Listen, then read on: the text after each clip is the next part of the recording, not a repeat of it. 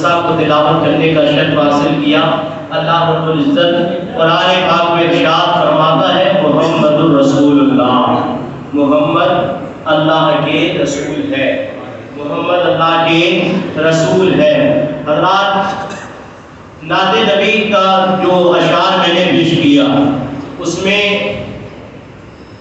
پہلا لفظ ہے اے صبا تو جا کے کہنا۔ صبا کہتے ہیں ہوا کو، صبا کہتے ہیں ہوا کو۔ یہ ہوا جو چلتی ہے تو ہر عاشق کے دل میں یہ خیال، یہ گمان اور یہ عشق مچلتا ہے کہ ہوا جو چلتی جا رہی ہے تو یہ ہوا چلتے چلتے گنبد خضرا تک پہنچے، یہ ہوا چلتے چلتے گنبد خضرا تک پہنچے، اور گنبد خضرا میں جانے کے بعد یہ ہوا ہمارا پیغام ہمارے آقا محمد رسول اللہ میں پہنچا ہے۔ یا رسول اللہ، کہیں تیرے غم میں روتے روتے غلام انتقال نہ کر جائے، مر نہ جائے، یا رسول اللہ اپنے در پاک میں غلام کو بھی بلا لیجیے۔ یا رسول اللہ اپنا گنبد خضرا ان غلاموں کو بھی دکھا دیجیے۔ ہر عاشق کا یہی خیال اور گمان رہتا ہے کہ گنبد خضرا کو اگر دیکھنے کو مل جاتا تو ہم بھی کہتے ہیں کہ قسمت کے دھنی ہم بھی ہیں، قسمت کے دھنی ہم بھی ہیں۔ حضرات گرامی، میں نے اس آیت مقدسہ کو تلاوت کرنے کا شرف حاصل کیا ہے۔ میرا رب فرماتا ہے میرا نبی، میرا محمد میرا رسول بھی ہے اور میرا بندہ بھی ہے، میرا رسول بھی ہے اور بندہ بھی ہے۔ اللہ تعالیٰ نے، خالق کائنات نے، مالک ارض و سما نے، پروردگار عالم نے اپنے حبیب کو دونوں جہان کے تاج عطا فرما کر اس دنیا میں مبعوث فرمایا،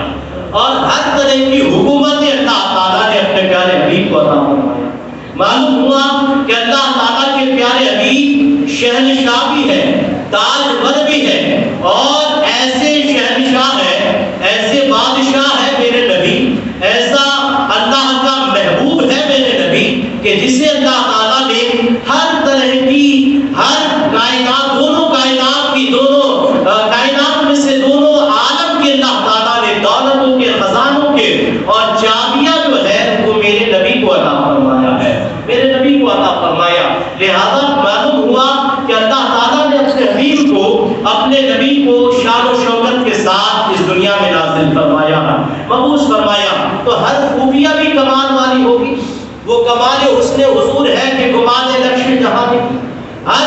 خوبیاں میرے نبی کے کمال والی ہے۔ میرے نبی علیہ السلام کے ہر بات انوکھی اور اچھوتی ہوا کرتی ہے، اور میرے نبی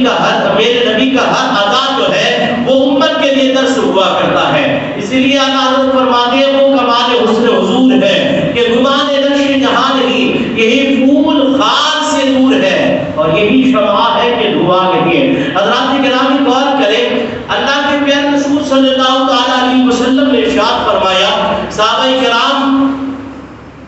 رضی اللہ تعالیٰ عنہ میرے نبی کی بارگاہ میں حاضر ہوا کرتے تھے اور جمع ہوا کرتے تھے۔ میرے نبی جو فرماتے، اللہ کے رسول جو بھی فرماتے تھے، صحابہ کرام اسے کیچ کر لیا کرتے تھے، یعنی اسے اس پر عمل کرنا شروع کر دیتے تھے۔ اللہ کے رسول صلی اللہ تعالیٰ علیہ وسلم نے ایک بار صوم وصال رکھنا شروع کیا۔ صوم وصال یعنی پیدل پہ روزہ رکھنا، بغیر افطار کیے اللہ کے رسول نے روزہ رکھنا شروع کیا۔ یعنی ایک دن روزہ رکھا، شام کو اللہ کے رسول نے افطار نہ کیا، پھر دوسرے دن بھی روزہ رکھا، یعنی 24 گھنٹہ نہیں بلکہ آپ پیدل پہ کئی دن تک روزہ رکھے۔ جب کئی دن تک روزہ رکھے، صحابہ کرام تو عاشق رسول تھے ہی، وہ چاہتے تھے کہ کوئی بات میرے نبی کی پتہ چل جائے تو ہم بھی اس پر عمل کرنا شروع کر دیں۔ اللہ اکبر، میرے نبی نے جیسے پیدل پہ روزہ رکھنا شروع کیا تو صحابہ کرام میں سے کچھ صحابہ نے، وہ لوگ بھی جو ہے نبی کی عادت کو اپناتے ہوئے پیدل پہ روزہ رکھنا شروع کر دیا۔ جب ایک دن روزہ رکھے، 2 دن روزہ رکھے، یعنی کچھ نہیں کھایا، 2 دن 3 دن گزر گئے، تو وہ صحابہ جو روزہ رکھنا شروع کیے تھے نا، ان میں سے صحابہ کرام کمزور ہو گئے، نڈھال ہونے لگے۔ اب جب نماز میں آتے ہیں تو صحابہ کرام جو پیدل پہ روزہ رکھتے ہیں، ان کا عالم یہ ہے کہ ایسا لگتا ہے کہ وہ نڈھال ہو گئے۔ میرے نبی کے نگاہ نبوت جب ان صحابہ کرام پر پڑتی ہے، ان صحابہ اکرام پر پڑتی ہے تو میرے نبی نے مسکرا کر فرمایا صحابیوں آخر وجہ کیا ہے؟ کیا آپ کو کھانا نہیں ملتا یا پانی پینے کو نہیں ملتا؟ اتنی کمزوری اتنے لاغر پن کیسے آپ کے اندر آیا؟ صحابہ کرام نے عرض کیا یا رسول اللہ یا حبیب اللہ فدا کے آبی امی میرے ماں باپ آپ کے قدموں پہ قربان ہو جائے آقا، ہم نے آپ کو دیکھا کہ آپ پیدل پہ روزہ رکھ رہے ہیں، آپ ایک کے بعد دیگر روزہ رکھنا شروع کیے ہیں، آپ کچھ کھاتے پیتے نہیں ہیں، ہمیں بھی یہ عادت پسند آئی اور ہم نے بھی آپ کی عادت کو اپناتے ہوئے ہم نے بھی روزہ رکھنا شروع کر دیا ہے، ہم نے بھی پیدل پہ روزہ رکھنا شروع کیا ہے۔ اللہ کے رسول صلی اللہ علیہ وسلم نے ارشاد فرمایا میرے صحابیوں آج کے بعد آپ لوگ پیدل پہ روزہ نہیں رکھیں گے، یعنی ایک کے بعد دوسرا روزہ آپ نہیں رکھیں گے، بلکہ آپ بیچ میں افطار کر لیا کریں گے، بیچ میں افطار کر لیا کریں گے۔ میرے رسول صلی اللہ علیہ وسلم سے حضرت ابو ہریرہ نے فرمایا کہ میرے رسول سے انہی صحابہ اکرام میں سے ایک شخص نے پوچھا یا رسول اللہ آپ تو پیدل پہ روزہ رکھ رہے ہیں، آپ پیدل پہ روزہ رکھ رہے ہیں، کئی دن تک لگاتار روزہ رکھ رہے ہیں اور پھر آپ ہمیں اس سنت پر عمل کرنے سے منع فرما رہے ہیں؟ اللہ کے رسول صلی اللہ علیہ وسلم نے اسی وقت ارشاد فرمایا اے میرے صحابیوں ایکم مثلی، تم میں سے کون ہے جو میرے مثل ہو سکے؟ تم میں سے کون ہے جو میرے مثل ہو سکے؟ اس بات پر غور کرنا، آج لوگ ایک ادنا سا غلام ہونے کے بعد، ادنا سا امتی ہونے کے بعد کہتے کیا ہے کہ نبی میرے طرح ہے، نبی ہمارے طرح بشر ہے، اور آیت لیتے ہیں انما انا بشر مثلکم کا، یہ آیت کا ٹکڑا پڑھتے ہیں، آگے جو آیت اللہ تعالیٰ نے فرمایا ہے وہ پڑھتے نہیں ہیں بلکہ اسی کو عمل کرتے ہوئے لوگ کہتے ہیں کہ نبی ہمارے طرح ہے، نبی کے بھی دو ہاتھ ہیں ہمارے بھی دو ہاتھ، نبی کا بھی جسم تھا ہمارے بھی جسم ہے، اللہ اکبر کبیرہ۔ یہ تو غور کر، یہ تو اندازہ لگا، نبی کی ذات وہ ذات ہے جس کے لیے میرے رب نے فرمایا رحمت للعالمین ہے، وما ارسلناک الا رحمت للعالمین، میں نے حبیب کو بھیجا تو تم عالم کے لیے رحمت بنا کر بھیجا، انسان مجھے رحمت بنا کر نہیں بھیجا ہے رب نے، بلکہ میرے محبوب کو اپنے حبیب کو اللہ تعالیٰ نے جو ہے رحمت بنا کر بھیجا۔ یہ بھی اندازہ لگا میرے نبی کا جسم اگر وہ ہے جس پتھر پہ میرے نبی قدم رکھ دے وہ پتھر پہ میرے نبی کے قدم کا نشان پڑ جائے، اور اگر آپ ریت میں بالوں میں یا آپ مٹی میں قدم رکھ دے تو پھر مٹی میں آپ کا قدم کا نشان نہیں پڑتا تھا۔ معلوم ہوا موم پر اگر میرے نبی قدم رکھ دے تو موم میرے نبی کے قدم کو جو ہے نشان نہیں بناتا ہے، لیکن اللہ کی قدرت دیکھیے، سخت پتھر پر بھی اگر میرے نبی قدم رکھ دے تو وہ پتھر بھی میرے نبی کے قدم کو نشان اپنے سینے میں لے لیا کرتا ہے، اپنے سینے میں لے لیا کرتا ہے۔ لہذا حضرات گرامی میرے نبی نے فرمایا ایکم مثلی، تم میں سے کون ہے میرے مثل؟ میرے نبی کا جسم وہ تھا جس میں کبھی مکھی بیٹھا نہیں کرتی، کبھی بھی مکھی نہیں بیٹھی میرے نبی کے جسم پر، اور نبی کے جسم کے پسینہ اگر نکلتا تھا تو وہ پسینہ جمع کر کے رکھ لیا کرتے تھے لوگ، اور رکھنے کے بعد اسے دلہنوں کو لگایا کرتے تھے، اور یہاں تک کہ نبی جس راستے سے گزرتے تھے وہ راستہ معلوم کرنے کے لیے کسی راہگیر سے پوچھنے کی ضرورت نہیں پڑتی تھی صحابہ کرام کو، صحابہ میرے نبی جدھر جاتے تھے اسی راستے سے خوشبو کی بدولت میرے صحابہ نبی کے صحابہ کرام اسی جگہ پہنچایا کرتے تھے جہاں نبی پہنچا کرتے تھے، جہاں نبی پہنچا کرتے تھے۔ حضرات گرامی میرے نبی نے فرمایا ایکم مثلی، تم میں سے کون ہے میرے مثل؟ لہذا حضرات گرامی اس وقت حضرت ابوبکر صدیق بھی تھے، عمر فاروق بھی تھے، عثمان غنی بھی تھے، اور مولا علی مشکل کشا بھی تھے،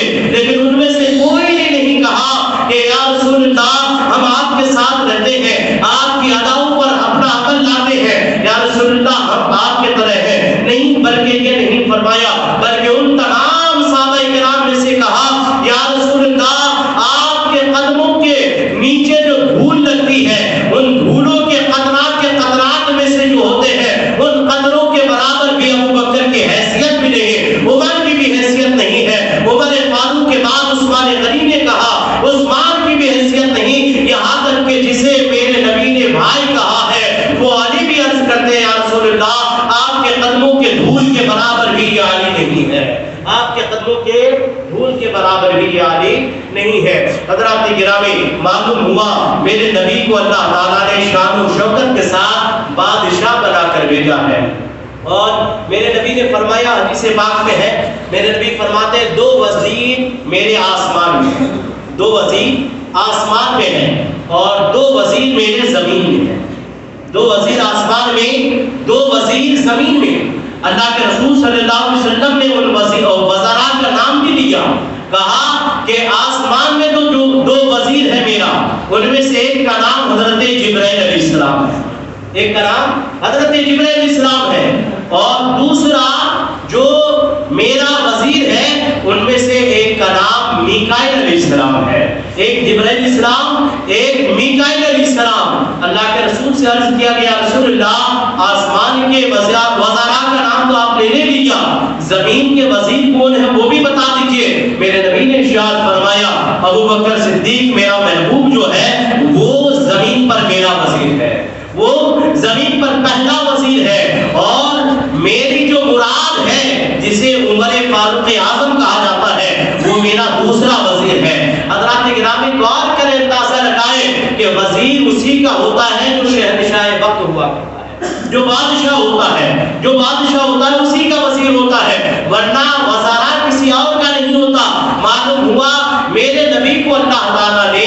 بادشاہ بنا کر بھیجا، میرے نبی کو اللہ تعالیٰ نے شہنشاہ بنا کر بھیجا، میرے نبی کو اللہ تعالیٰ نے دونوں جہان کے خزانوں کا مالک بنا کر بھیجا، اور میرے نبی کو اللہ تعالیٰ نے آپ کے لیے، ہمارے لیے، سب کے لیے رہنما بنا کر بھیجا ہے، رہنما بنا کر بھیجا ہے۔ وہ ہر عالم کی رحمت ہے، کسی عالم میں رہ جاتے، وہ ہر عالم کی رحمت ہے، کسی عالم میں رہ جاتے، یہ ان کی مہربانی ہے کہ یہ عالم پسند آیا، یہ ان کی مہربانی ہے کہ یہ عالم پسند آیا۔ حضرات گرامی، میرے نبی علیہ السلام کے پیارے دیوانوں، اسی طرح اللہ کے رسول صلی اللہ علیہ وسلم کے بے شمار کمالات اور بے شمار فضائل ہیں۔ حضرت ابو بکر صدیق رضی اللہ تعالیٰ اور حضرت عمر فاروق اعظم رضی اللہ تعالیٰ کے صحابی رسول ہیں، انہی میں سے ایک صحابی ہے حضرت ابو ہریرہ رضی اللہ تعالیٰ۔ حضرت ابو ہریرہ رضی اللہ تعالیٰ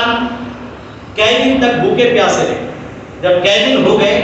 اس وقت قید ساری تھی اور بھوکے پیاسے رہنا اس وقت جو ہے اتنا کھانا میسر نہیں ہوتا تھا کہ دونوں ٹائم کھا سکے، لیکن غور کرنا، حضرت ابو بکر صدیق اور حضرت عمر فاروق نے وہ دن بھی گزارا ہے اور حضرت علی نے بھی وہ دن گزارا ہے، لیکن حضرت ابو ہریرہ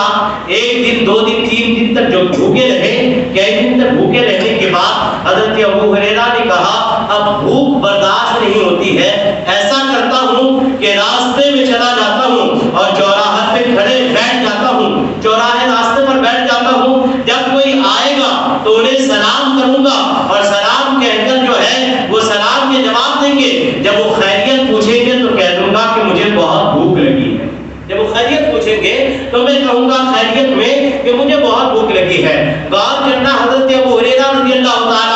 ایسے راستے میں جا کر بیٹھ گئے، اور جب بیٹھ گئے تو اپنے خیالات تو وہی تھے ہی جو اپنے دل میں لے کر رکھے تھے، اتنے میں دیکھتے کیا ہے، راستے میں بیٹھے ہوئے ہیں، دیکھتے کیا ہے کہ محبوب رب العالمین یعنی حضرت ابو بکر صدیق رضی اللہ تعالیٰ کا اسی راستے سے گزر ہوتا ہے، ادھر سے ہی آنا ہوتا ہے۔ حضرت ابو ہریرہ مچل گئے کہ یہ نبی کا محبوب یعنی ابو بکر صدیق آ رہا ہے، یعنی آل مصطفیٰ آ رہے ہیں، تو معلوم ہوا کہ اگر اس سے میں اپنی حاجت کو بیان کروں تو یہ میری حاجت کو ضرور پورا کریں گے۔ اللہ اکبر کبیرہ۔ حضرت ابو ہریرہ رضی اللہ تعالیٰ کے حال جو ہے وہ اٹھ کر کھڑے ہو جاتے ہیں، جیسے ہی حضرت ابو بکر صدیق کو دیکھتے ہیں اٹھ کر کھڑے ہوتے ہیں، السلام علیکم یا ابا بکر، سلام کیا تو حضرت ابو بکر صدیق نے کہا وعلیکم السلام، سلام کا جواب دیا، اور پھر جو ہے حضرت ابو ہریرہ کو خیریت بغیر پوچھے جو ہے آپ آگے بڑھ رہے تھے، تو حضرت ابو ہریرہ نے کہا کہ اے ابو بکر صدیق، ایک آیت ہے جس کا ترجمہ اور جس کا مفہوم میری سمجھ میں نہیں آتا، آپ بتا دیں گے تو بہتر ہے، یعنی بات کرنے کے لیے ان سے جو ہے اپنے خیریت پوچھوانے کے لیے، اپنے حالت کو بیان کرنے کے لیے حضرت ابو ہریرہ نے ابو بکر صدیق کو کہا، حالانکہ اس آیت کا ترجمہ بھی معلوم تھا، ان کا مفہوم بھی حضرت ابو ہریرہ کو معلوم تھا، لیکن خیریت چھپانے کے لیے حضرت ابوبکر صدیق کو کہا کہ اس آیت کا ترجمہ مجھے بتا دیجئے۔ حضرت ابو ہریرہ رضی اللہ تعالیٰ نے جیسی آیت پوچھی، حضرت ابوبکر صدیق نے جواب دیا، سر جھکائے آگے چلے گئے، لیکن ان کی خیریت نہیں پوچھے۔ معلوم ہوا پھر حضرت ابو ہریرہ بیٹھ گئے، اتنے میں دیکھتے ہیں کہ مراد مصطفیٰ حضرت عمر فاروق اعظم آ رہے ہیں۔ جیسے حضرت عمر فاروق اعظم آ رہے ہیں، حضرت ابو ہریرہ اٹھ گئے، کھڑے ہو کر مچلنے لگے۔ چلو ابوبکر صدیق نے نہ پوچھا تو خلیفہ دوم حضرت عمر فاروق کو ضرور پوچھیں گے۔ حضرت عمر فاروق کو سلام کرتے ہیں، سلام کرنے کے بعد سلام کا جواب ملتا ہے، لیکن خیریت نہیں پوچھتے۔ اتنے میں پھر اسی آیت کا ترجمہ پوچھتے ہیں، انہوں نے بھی آیت کا ترجمہ بتایا، آگے چلے گئے۔ اتنے میں حضرات گرامی جیسے وہ چلے جاتے ہیں، مایوس ہو کر حضرت ابو ہریرہ بیٹھ جاتے ہیں۔ اللہ اکبر کبیرہ، دیکھتے کیا ہے، اتنے میں رحمت للعالمین، دونوں جہان کے تاجدار، دونوں عالم کے مالک و مختار، گردوں کو اٹھانے والے آقا محمد رسول اللہ صلی اللہ علیہ وسلم تشریف لا رہے ہیں، اب کریموں کے تاجدار تشریف لا رہے ہیں۔ جیسے حضرت ابو ہریرہ نے دیکھا، کہا کہ ابو بکر سے بات نہ بن پائی، عمر سے بات نہ بن پائی، اب آ رہے ہیں تو دونوں عالم کے تاجدار آ رہے ہیں، ان کی بارگاہ میں ہماری بات ضرور رہے گی۔ اللہ اکبر کبیرہ، یہی خیال لے کر حضرت ابو ہریرہ کھڑے ہوتے ہیں، اور جیسے ہی کھڑے ہوتے ہیں، حضرات گرامی غور کرنا، میرے نبی تشریف لاتے ہیں، جیسے ہی سلام کرتے ہیں، السلام علیکم یا ایھا النبی، جیسے سلام کرتے ہیں، میرے نبی نے سلام کا جواب دیا اور کہا ابو ہریرہ خیریت، اور خیریت پوچھتے ہی کہا کہ ابو ہریرہ جو حاجت ہے وہ بیان نہ کرو، بلکہ چلو میرے ساتھ، میرے گھر پر چلو، سبحان اللہ، میرے گھر پر چلو۔ حضرت ابو ہریرہ کو ساتھ لیتے ہیں، چلے جاتے ہیں حضرت عائشہ کی بارگاہ میں، اور جانے کے بعد کہتے ہیں عائشہ گھر میں کچھ کھانے کے لیے ہے؟ اللہ قبول فرمائے۔ کہا کہ عائشہ گھر میں کچھ کھانے کے لیے ہے؟ وہ عالم بھی دیکھیے میرے نبی کا گھر ہے، دونوں عالم کے مالک ہیں، لیکن گھر میں کچھ نہیں ہے۔ غور کریں، جب عائشہ سے پوچھا گیا، حضرت عائشہ نے کہا ہاں یا رسول اللہ، ایک انصاری صحابی نے ایک دودھ کا پیالہ لا کر دیا ہے، ایک انصاری صحابی نے ایک دودھ کا پیالہ لا کر دیا ہے، یا رسول اللہ صلی اللہ علیہ وسلم وہ دودھ کا پیالہ کہے تو حاضر کر دوں؟ میرے نبی نے فرمایا کہ لائیے۔ جب پیالہ لایا گیا، میرے نبی کے ہاتھ میں دیا گیا، اللہ کے رسول نے حضرت ابو ہریرہ کے ہاتھ میں دیا۔ حضرت ابو ہریرہ بھوکے تو تھے ہی، لے کر پیالہ مچلنے لگے۔ اتنے میں میرے نبی نے فرمایا ابو ہریرہ جاؤ، اس پیالہ کو لے کر جاؤ، اور وہ جو 70 صحابہ میرے در پر لائن لگائے ہوئے ہیں، جاؤ پہلے ان کو پلاؤ، وہ زیادہ بھوکے ہیں تم سے، جاؤ ان کو پلاؤ، اور ان کو پلانے کے بعد جو بچے گا تب تم پی لینا۔ اللہ اکبر کبیرہ، ایک پیالہ دودھ، ایک پیالہ دودھ، ایک گلاس دودھ حضرت ابو ہریرہ کو کہا کہ سب کو پلاؤ۔ حضرت ابو ہریرہ نے کچھ نہیں کہا، اپنے پیٹ کے، اپنے شکم کی طرف دیکھا، اپنے بھوک کو برداشت کیا، کہا کہ میرے نبی کا فرمان ہے تو پلا دیتا ہوں، اور پھر سوچنے لگا ایک پیالہ دودھ ایک آدمی کا ہو سکتا ہے، اس میں سے 70 کا کیسے ہو جائے گا؟ لہٰذا حضرت ابو ہریرہ نے پلانا شروع کیا، ایک کو پلایا، دوسرے کو پلایا، تیسرے کو پلایا، 10 20 30 کو پلا دیا، یہاں تک کہ 70 کے 70 صحابہ کو پلا دیا۔ اور پلانے کے بعد حضرت ابو ہریرہ نے دودھ دیکھا تو جتنا دودھ پہلے موجود تھا اتنا ہی دودھ اب بھی موجود ہے، سبحان اللہ، اب بھی موجود ہے۔ حضرت ابو ہریرہ کو کہا، میرے نبی کی بارگاہ میں لا کر پیالہ پیش کیا، میرے نبی نے ارشاد فرمایا ابو ہریرہ سب کو پلا دیے؟ کہا ہاں یا رسول اللہ سب کو پلا دیا ہو۔ کہا کہ اب تم بیٹھ جاؤ، تم بھی شکم شیر ہو کر پی لو، تم بھی پی لو۔ حضرت ابو ہریرہ نے پیا، ایک بار پی کر دے دیا، کہا یا رسول اللہ پیٹ بھر گیا ہے۔ میرے نبی نے فرمایا کہ لو اور پیو۔ 2 بار